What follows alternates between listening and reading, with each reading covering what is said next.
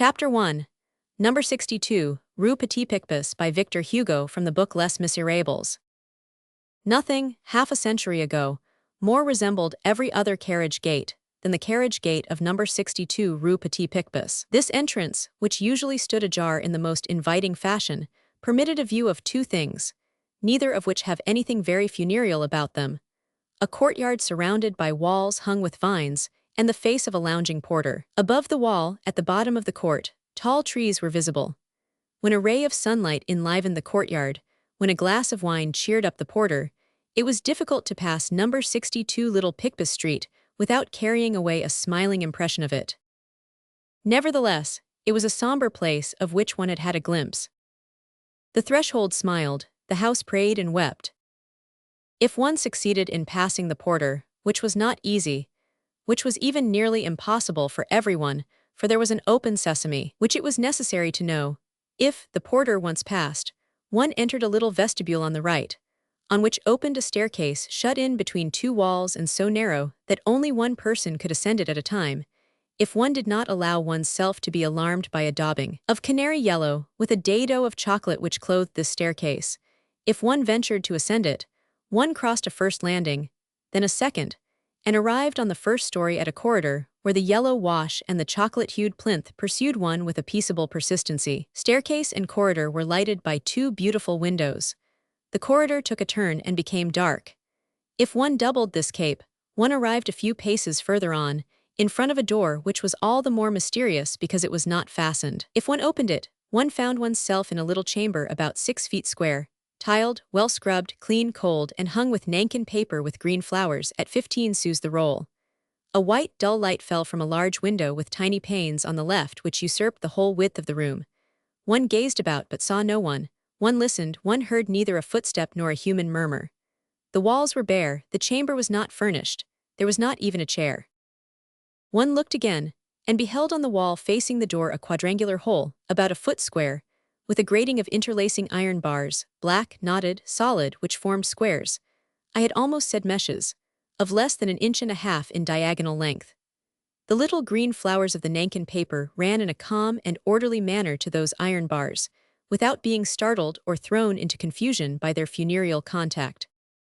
Supposing that a living being had been so wonderfully thin as to essay an entrance or an exit through the square hole, this grating would have prevented it.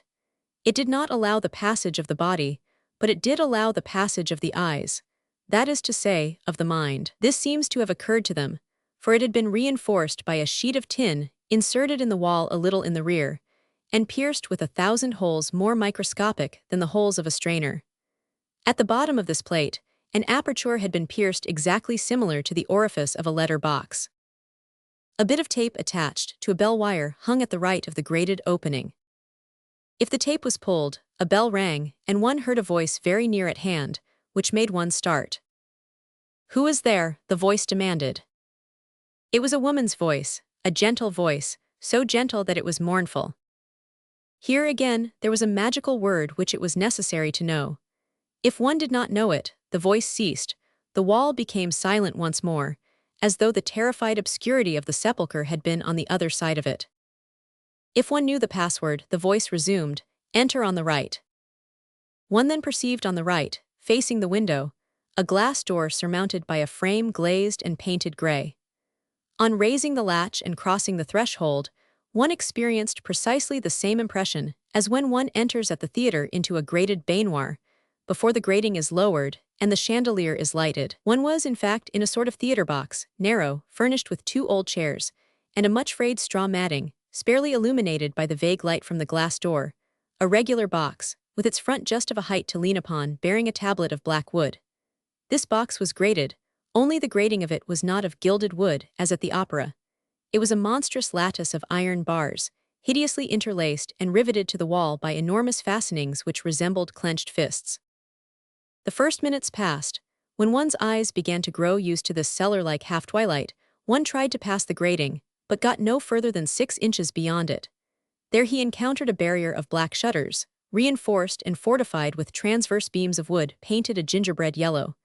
These shutters were divided into long, narrow slats, and they masked the entire length of the grating. They were always closed. At the expiration of a few moments one heard a voice proceeding from behind these shutters, and saying, "I am here, what do you wish with me?" It was a beloved, sometimes an adored voice. No one was visible. Hardly the sound of a breath was audible. It seemed as though it were a spirit which had been evoked, that was speaking to you across the walls of the tomb. If one chanced to be within certain prescribed and very rare conditions, the slat of one of the shutters opened opposite you, the evoked spirit became an apparition. Behind the grating, behind the shutter, one perceived so far as the grating permitted sight, a head, of which only the mouth and the chin were visible. The rest was covered with a black veil. One caught a glimpse of a black gimp, and a form that was barely defined, covered with a black shroud.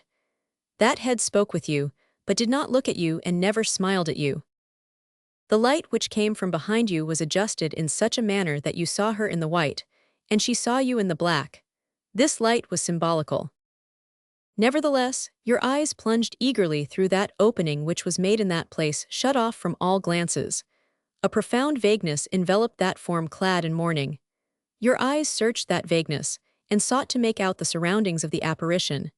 At the expiration of a very short time, you discovered that you could see nothing. What you beheld was night, emptiness, shadows, a wintry mist mingled with a vapor from the tomb, a sort of terrible peace, a silence from which you could gather nothing, not even sighs, a gloom in which you could distinguish nothing, not even phantoms. What you beheld was the interior of a cloister. It was the interior of that severe and gloomy edifice, which was called the convent of the Bernardines of the Perpetual Adoration. The box in which you stood was the parlor. The first voice which had addressed you was that of the portress who always sat motionless and silent, on the other side of the wall, near the square opening, screened by the iron grating and the plate with its 1,000 holes, as by a double visor. The obscurity which bathed the grated box arose from the fact that the parlor, which had a window on the side of the world, had none on the side of the convent. Profane eyes must see nothing of that sacred place. Nevertheless, there was something beyond that shadow, there was a light, there was life in the midst of that death.